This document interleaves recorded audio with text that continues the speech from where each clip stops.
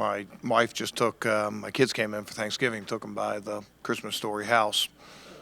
My daughter was very disappointed. My son was very excited. So I don't know. I don't know. Yeah, I don't know. What's that? No, I don't. I think they just drove past. I was working. So all right. Like against Sean Payton's offenses before a number of times. What about his offense do you think fits the Bo Nix skill set the best and has allowed him to kind of really kind of thrive as a rookie? Yeah. Sean's always done a great job going back to when he was an offensive coordinator. When you have a guy like Drew Brees, there's a lot of things that you can do, but I think that you look at some of Sean's success. When Drew Brees was hurt and Taysom Hill went in and played real quarterback for him, not just a spot player, and kept that production up, and they won a lot of games. So, sort of does a good job of crafting his stuff to what the player does well. And Nix has been one of those guys that's just improved over the course of the season. He's got very good mobility. It's sort of sneaky. Makes a lot of guys miss. Scrambles for a lot of first downs. He's elusive back there. Throws a really nice deep ball, and they've done a good job of just sort of playing to his strengths and what he does. An offensive system is only, I'll say, is only as good as the quarterback that's running it, and I think they do a good job of melting a lot of concepts that Sean's used in the past with stuff that Bo Nix has been good at. He's been taking care of the ball, and over the last few games, he's been really hot.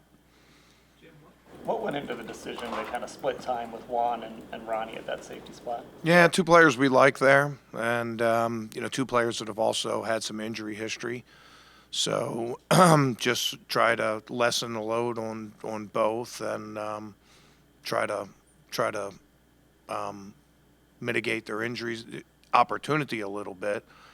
We've been playing a lot of different safeties. I mean, we went through a spell where we had hardly anybody left, but now we got a lot of guys coming back. So just trying to find ways to keep everybody contributing. What do you like about Ronnie's skill set and maybe what he's shown these past couple of weeks with Baltimore's playing time? Yeah, Ronnie just has really good range in the deep part of the field, and even though he's a young player, is a really, really good communicator. And I think I said that about him last year. Does a good job keeping everybody on the same page. And I know a couple weeks ago he missed a key tackle, but his tackling has been drastically improved, and he's just become a reliable player for us. But probably his strength is range in the deep part of the field.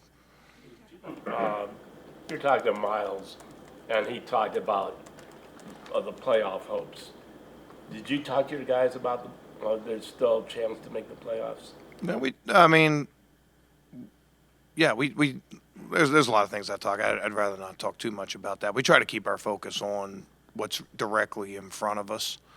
But you just got to take each step one by one and worry about that game. And if you do, then things like that will come into play toward the end of the season. So we'll just keep our focus on the Broncos, and but I do like Miles's mindset with that.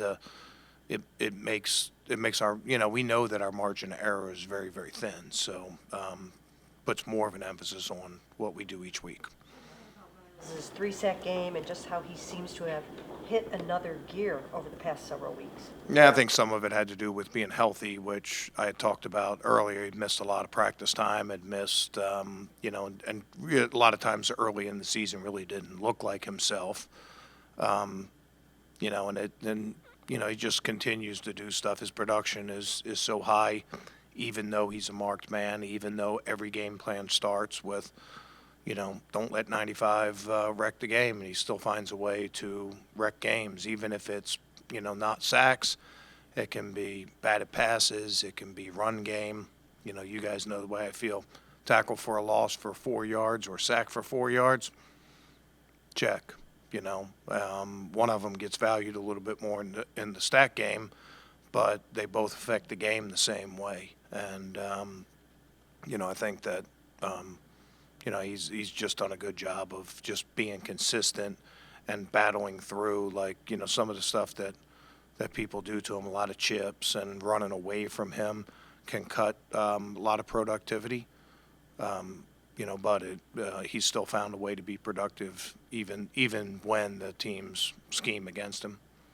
I think there's 8 guys in history who've had double-digit sacks for 7 seasons, and they're all Hall of Famers. And then he's got 98.5, and he's going to be like one of 4 guys to get there in their first 100 games or whatever it is.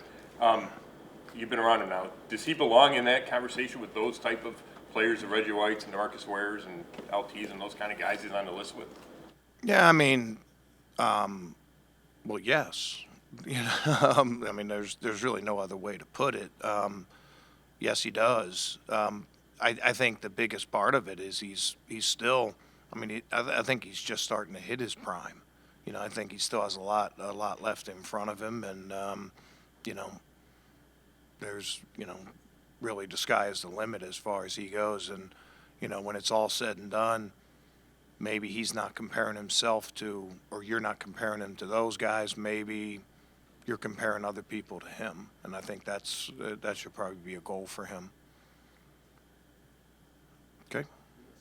The 2 new edge defenders, do you think you can give them enough of a crash course to be able to contribute on Monday, or is that maybe? Yeah, we'll see. Yet to be yet to be determined who's going to be active in the game or not. But yeah, anybody that's got a jersey is got a chance to get in the game, and we're not super complicated up front, so we can get guys up to speed pretty quickly, and guys that played some version of some of the stuff we played in the past. So that's just what you do, get guys ready to play, and we've done it on shorter notice than this. So. That Broncos receiving core, including Mims and the different ways that they use him. Yeah, I mean, other than Mims, they're like a junior college basketball team.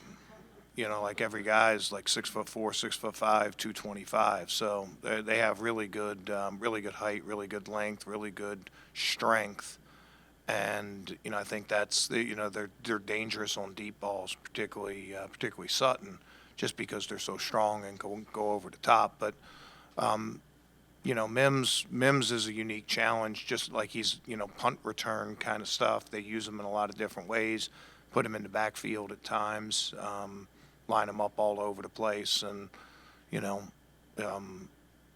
they use him in a specialty package plus just as a normal wide receiver, a little different skill set than the other guys. We'll be on the lookout when he comes in the game. Sutton specifically, he had 2 touchdowns, I think, last year against you guys, but what about him? How has he been able to differentiate himself and then help Nix to have a target like that? Yeah, I mean, I think we've said it before. We said it about Pickens, where, if he's covered, he's still open. That's the way their offense looks at it.